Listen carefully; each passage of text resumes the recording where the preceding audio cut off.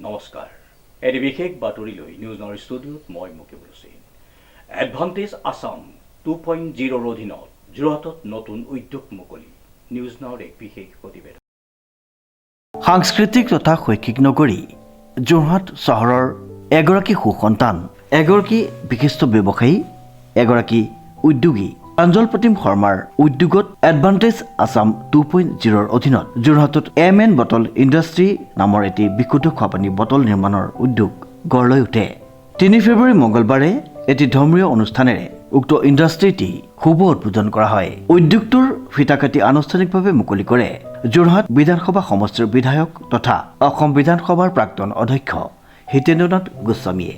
এই সন্দৰ্ভত বিধায়কগৰাকীয়ে এনেদৰে তেখেতৰ মনৰ কথা বক্তব্য কৰে। এডভান্টেজ আছাম 2ৰ আণ্ডাৰত এটা ইণ্ডাষ্ট্ৰী, সৰু ইণ্ডাষ্ট্ৰী এটা তেওঁ আৰম্ভ কৰিছে।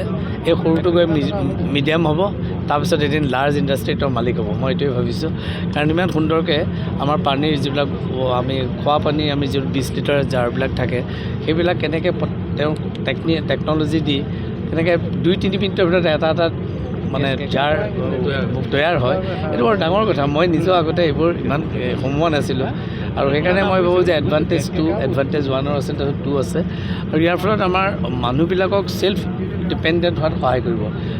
আছামৰ জৰিয়তে যুৱকসকল বা অসমৰ যুৱকসকল ডেফিনেটলি এতিয়া সেইটোতো হয়েই। তাৰোপৰি এতিয়া আমাৰ যে যিখিনি কম মানে যাৰ আৰ্থিক অৱস্থা দুৰ্বল, আমি 2 লাখ আৰু 5 লাখ টকাৰ আমি যে এটা স্কিম লৈছোঁ যে আমি তেওঁলোকক 2 লাখ টকাত তেওঁলোকক দিম, কিবা এটা ইণ্ডাষ্ট্ৰী কৰক 5 লাখত দিওঁ, সেইটো আছে। গতিকে তলৰ পৰা একদম ওপৰলৈকে অসমত এটলিষ্ট ইণ্ডাষ্ট্ৰিয়েলাইজেশ্যনৰ ক্ষেত্ৰত হিমন্ত বিশ্ব শৰ্মাই যিধৰণে মানে আগভাগ লৈছে, এতিয়া যিটো ইনিচিয়েটিভ আগৰ দিনতো সৰ্বানন্দ সোণোৱালে লৈছিল, আৰু হিমন্ত বিশ্ব শৰ্মাই তাক আৰু ষ্ট্ৰেংথেন কৰিছে।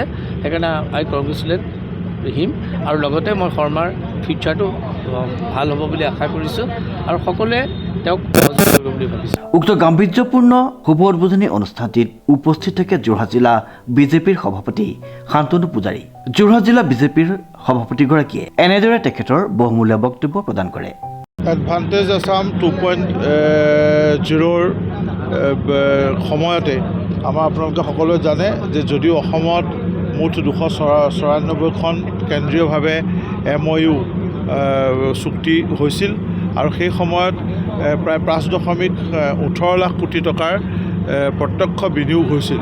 কিন্তু ইয়াৰ লগত সংগতি ৰাখি অসমৰ বিভিন্ন জিলাত 35খন জিলা সদৰতো সমানে 2591খন MOU বিভিন্ন বিনিয়োগকাৰীসকলৰ লগত চৰকাৰৰ হৈছিল, জিলা পৰ্যায়ত বিশেষকৈ জিলা আয়ুক্তসকলৰ লগত হৈছিল, আৰু সেই উদ্যোগ বিভাগৰ অধীনত হোৱা সেই MOU সমূহৰ জৰিয়তেও সমগ্ৰ ৰাজ্যত 6774 কোটি টকাৰ এক বিনিয়োগ হৈছে। আৰু আমাৰ যোৰহাটৰ প্ৰাঞ্জল শৰ্মা এটা অতি অভিজাত উদ্যোগী পৰিয়ালৰ তেওঁ সন্তান, আৰু তেখেতে MN বটল ইণ্ডাষ্ট্ৰীৰ জৰিয়তে এই উদ্যোগটো নতুনকৈ আজিৰ পৰা ইয়াত আৰম্ভ কৰিছে আমাৰ ঐতিহ্যমণ্ডিত বালিগাঁও ৰজাহলী অঞ্চলত। আৰু এইটোকে এডভান্টেজ আছাম 2.0ৰ অধীনত অসমত যি 2591খন চুক্তি হৈছে, MOU হৈছে, তাৰ ভিতৰতে অন্যতম। আৰু মই এই নতুন উদ্যোগটো আজি উদ্বোধনী মুহূৰ্তত ইয়াত উপস্থিত থাকি আনন্দিত হৈছোঁ, আৰু সকলো ধৰণৰ শুভকামনা জ্ঞাপন কৰিছোঁ। এনেধৰণৰ উদ্যোগীকৰণৰ বাতাবৰণে বিশেষকৈ অসমৰ মাননীয় মুখ্যমন্ত্ৰী ডক্টৰ হিমন্ত বিশ্ব শৰ্মা ডাঙৰীয়াৰ নেতৃত্বত ৰাজ্যত যি উদ্যোগীকৰণৰ এটা নতুন এক বাতাবৰণ সৃষ্টি হৈছে, সেই বাতাবৰণে আমাৰ ইয়াত নিবনুৱা সমস্যাৰ সমাধান কৰা, আন্তঃগাঁথনিৰ উন্নয়ন কৰা, সকলো ক্ষেত্ৰতে বিশেষ সহযোগিতা আগবঢ়াব বুলি আশা কৰিছোঁ। উক্ত গাম্ভীৰ্যপূৰ্ণ অনুষ্ঠানটিত কেইবাগৰাকীও বিশিষ্ট ব্যক্তিৰ লগতে প্ৰায় 10 শতাধিক স্থানীয় ৰাইজ উপস্থিত থাকে। উল্লেখযোগ্য যে উদ্যোগটোৰ স্বত্বাধিকাৰী প্ৰাঞ্জল প্ৰতিম শৰ্মাৰ উক্ত উদ্যোগটোত খিলঞ্জীয়া লোক আৰু নিবনুৱা যুৱক যুৱতীক অগ্ৰাধিকাৰ দিয়া হ'ব বুলি জানিবলৈ দিয়ে প্ৰাঞ্জল প্ৰতিম শৰ্মাই। মৰমৰ মামা বা দাদা, মই অসমৰ মুখ্যমন্ত্ৰী হিমন্ত বিশ্ব শৰ্মা ছাৰক বা দাদাক কৃতজ্ঞতা জ্ঞাপন কৰিছোঁ। এডভান্টেজ আছাম এনেকুৱা এটা প্লেটফৰ্ম আমাক দিলে, য'ৰ থ্ৰুৱেদি আমি এনকাৰেজ হ'লোঁ যথেষ্টখিনি যে এটা ইণ্ডাষ্ট্ৰী বঢ়াব লাগে। মই গুৱাহাটীতো এডভান্টেজ আছামৰ মিটিং এটেণ্ড কৰিছিলোঁ, তাত আমি MOU কৰিলোঁ, কৰি পেলাই অকণমান টাইম লাগিলে, বিভিন্ন ধৰণৰ প্ৰব্লেম ফেচ কৰিলোঁ। লগতে মই এডভান্টেজ আছামৰ লগতে DIC-কো মই ধন্যবাদ জ্ঞাপন কৰিব বিচাৰোঁ। DIC থ্ৰুৱেদি গোটেই ছাবচিডিটো আমি পাইছোঁ, 35% ছাবচিডি পাইছোঁ মই সেইটো হেৰিত। আৰু লগতে আপোনাৰ PMEGP স্কিমৰ থ্ৰুৱেদি এই বস্তুটো হৈছে আপোনাৰ। লগতে মই এটা কথাই ক'ব বিচাৰোঁ যে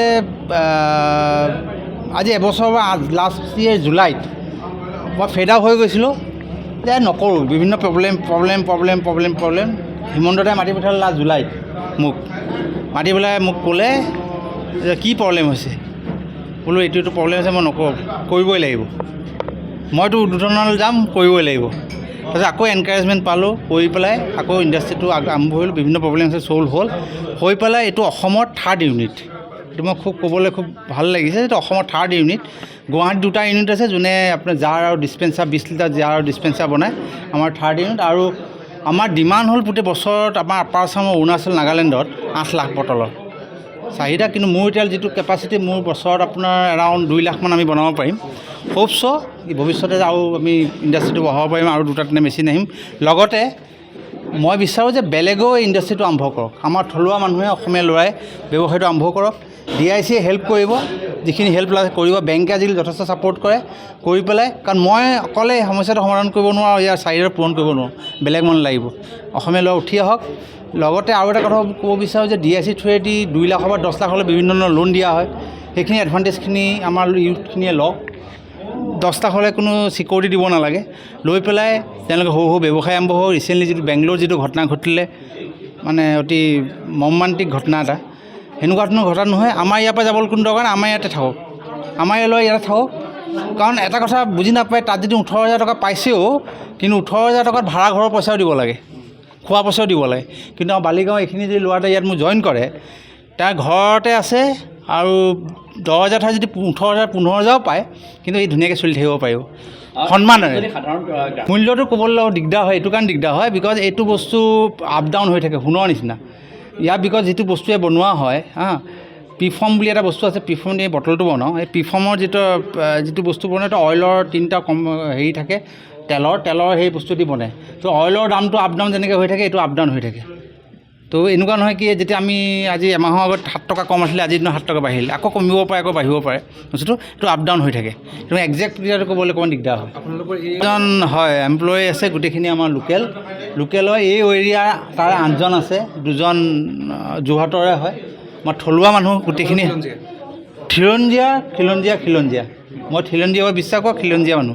এই উদ্যোগ স্থাপনে অঞ্চলটোত নিয়োগৰ সুযোগ বৃদ্ধি পোৱাৰ আশা প্ৰকাশ কৰিছে স্থানীয় ৰাইজে। আমাৰ নিউজ নাওৰ পৰিয়ালৰ তৰফৰ পৰা বিশিষ্ট ব্যৱসায়ী, বিশিষ্ট উদ্যোগপতি প্ৰাঞ্জল প্ৰতিম শৰ্মালৈ যাচিছোঁ শুভকামনা, লগতে উত্তৰোত্তৰ কামনা কৰিছোঁ উক্ত উদ্যোগটোৰ। প্ৰশান্ত গায়নৰ ৰিপৰ্ট, নিউজ নাও।